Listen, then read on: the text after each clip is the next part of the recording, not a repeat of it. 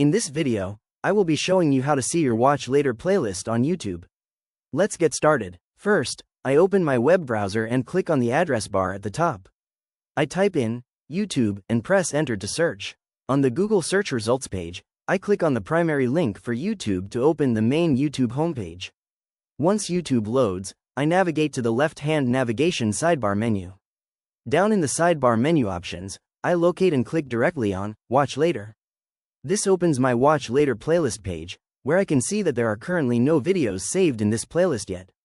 To demonstrate how to add videos here, I go back to the top of the sidebar and click on Home to return to the main feed. I scroll down slightly to browse through the available content on my homepage. When I find a video I want to save, I hover over its thumbnail, click on the three vertical dots menu icon next to the title, and select Save to Watch Later from the drop-down options. A confirmation message appears at the bottom left showing Save to Watch Later.